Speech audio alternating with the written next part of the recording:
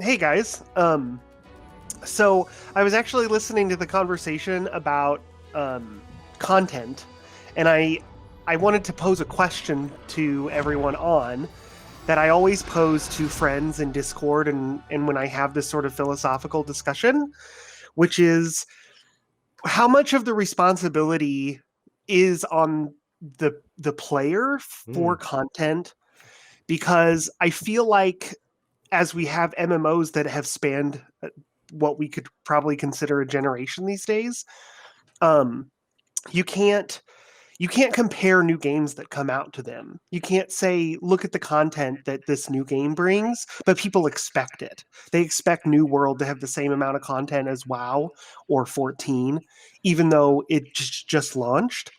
Um, and it's always a really interesting conversation to me when people say it needs more, it needs more, it needs more, but it's like there's this double-edged sword where you have to pay for it, you have to support it, you have to play it and put your time into it, and then it will get more. But then no one wants to do that because they want more now. So it's sort of this thing that it's a community that eats itself, Hmm. in a way. So Yeah, I just think it's always a really interesting conversation to have, especially around new game launches and talking about content. I'm going to go with Chaos to take on that question. I think that's such a really great, like, just game design and philosophical question when it comes to how we take on games. Chaos, why don't you take the first stab at this one? Cool. So this leads back a little bit to what we were talking about earlier, as opposed to subscription-based and free-to-play model, where a free-to-play model needs funding and support in order to allow the game to continue its existence, whereas a subscription-based model just feeds off the subscription, and that's how they continually fund the game. Now, if a MMO is coming out, me personally, I would expect at least the main campaign to be there. NGS launched, didn't like when I was looking at NGS, it didn't say it was going to launch incomplete or half the game was going to be there. Just NGS is launching on the 9th. Go play it. I at least expect the base campaign to be there. I haven't played all the way through, so I don't know how much of the base campaign is there. But like in A Realm Reborn, I expect the whole of the Realm Reborn campaign to be there, which it was. Everything else that came after it was additional content, which we paid for with subscriptions.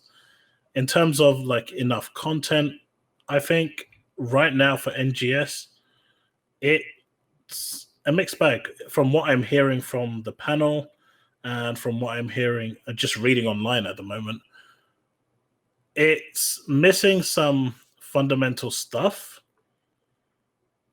But I think as a free-to-play game, it's got enough to get it off the road.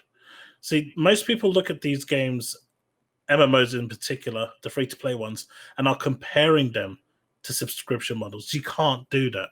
You need to compare them for like with another free-to-play game, because they don't have the funding that a subscription-based model has. Final Fantasy XIV, when it came out, was £40, I believe it was, £45 in the UK when it first came out. And that's all sales that are generating before you even jump into the game. That's guaranteed revenue coming in. And then you've got the subscription on top of that after your first month. So you can't compare the actual level of content from a paid product to a free product, because free will always be less.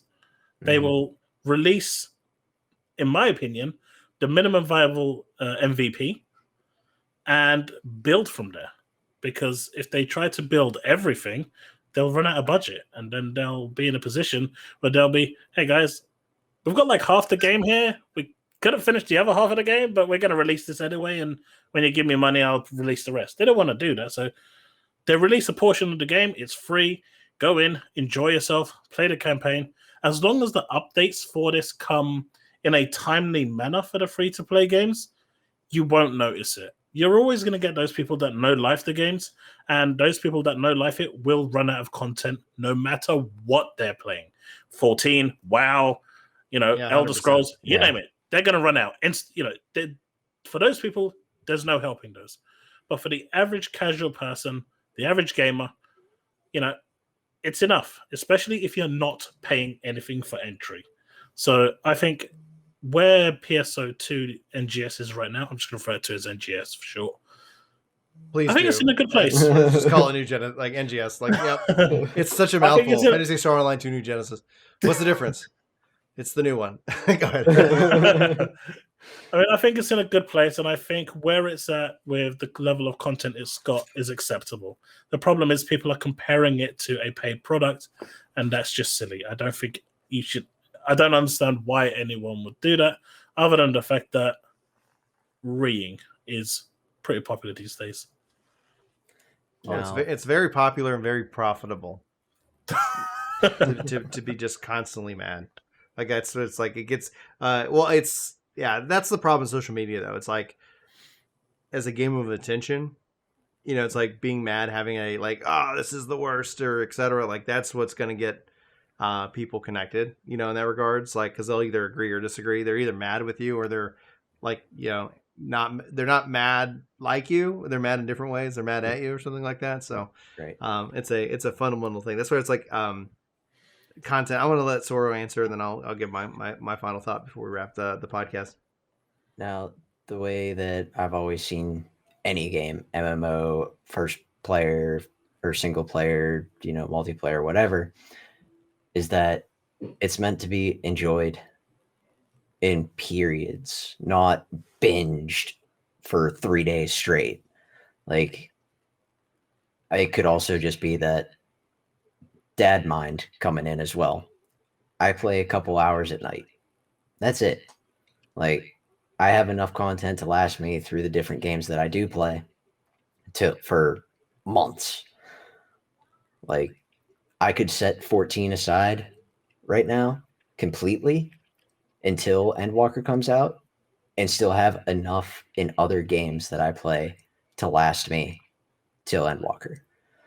Like, I don't sit here for 8-9 hours like some people do to just get to the end and then be mad that I'm at the end. Like, I'm here to enjoy my journey through it. But again, I guess I'm in the minority on that one. I don't know. People do what they want to do, and you can't really help that. People will be mad about everything. Doesn't matter. I'm mad that my chair is nice. I don't know. Somebody's got to be mad at something. You're too joyful, Soro. You're too beautiful. You're too beautiful for this world. Well, I do have a puppy in my lap. Yeah. So that's like find something that brings you joy. For me, like I've expressed this multiple times. Like when people talk about glamour being the true end game and some of these things, like those aren't systems that speak to me. That's not content that speaks to me.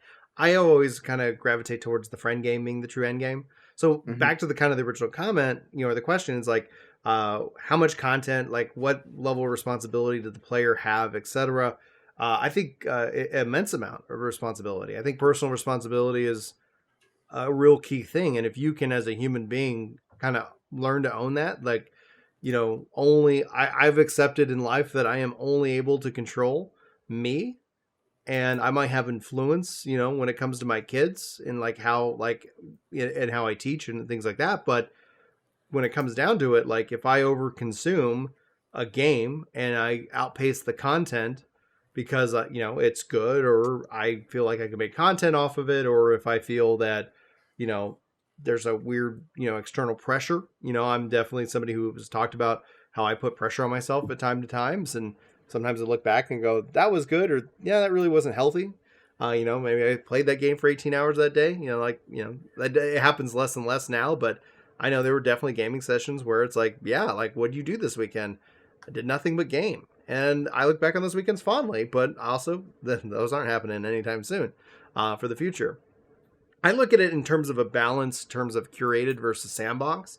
And what I continue to like espouse is that I think the game that I find the most enjoyment out of it is a game that offers an approach and content and style that has a lot to bring.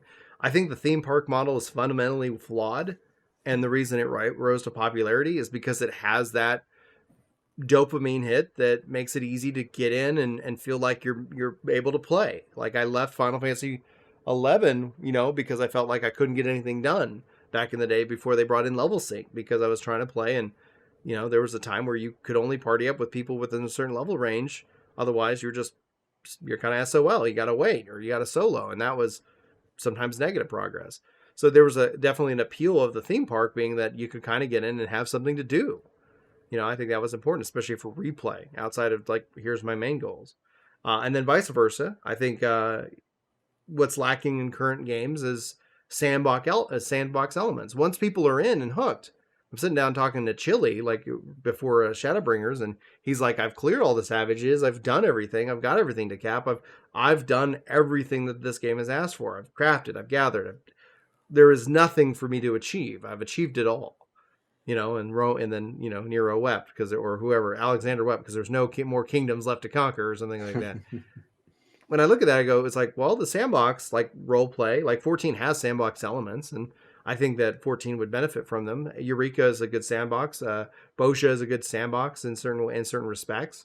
And I would like to see a balance between the theme park and the sandbox model, because then I think what makes the most fun, the most memories, are the memories in which that we create for ourselves outside of that curated experience. Because like 14 does a great job at having that experience, putting you on that track, delivering you that story. You come home, you get off that train, and you're like, that was awesome. I'm really thankful for that. And then essentially, if it was like, well, great, now you can play. Star Wars is a great example as a franchise that has let people play in that sandbox. And because of that, it's become this bigger thing. I think when it comes down to it, I don't think the train should take you that long. I don't think the curated experience and content needs to be designed out for that 60, 80-hour day, because nobody, like as we've become adults, as we've gotten jobs, as we become more busy with life and expectations and responsibilities, like honestly, like I stand by what I said. I'm relieved that PSO2 is launching at level 20 cap. Like that is a plus. That is a real win, because that's something that's achievable, and that I'm going to feel satisfied. And then I'm going to ask for more. And guess what? They've already said more is coming. I'm like, great. I think having that variety in my life is important to me. I've spoken to that multiple times. I know that I've, had big YouTubers and content creators specifically advise me just to do one thing.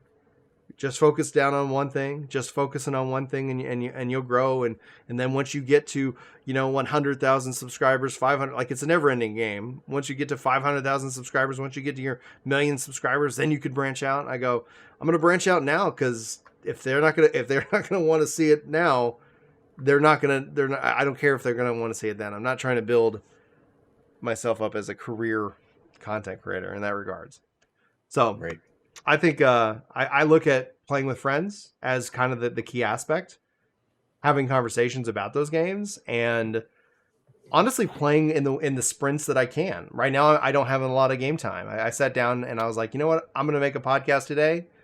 I don't know if we'll do a podcast next week. Actually we won't, because I'm going to be, Julie and I are escaping to a cabin for a couple days just to get away from technology and just kind of relax. It's been a go kind of life cycle for us for the last 5 years. But thank you so much for checking out this highlight from Epic Loot Radio. I hope you enjoyed it. If you did, hit that like button, subscribe button, and more. And check out our other channels, Ginger Gaming Radio, Ginger Prime, and Work to Game for more content. Thanks for being here, and you're awesome.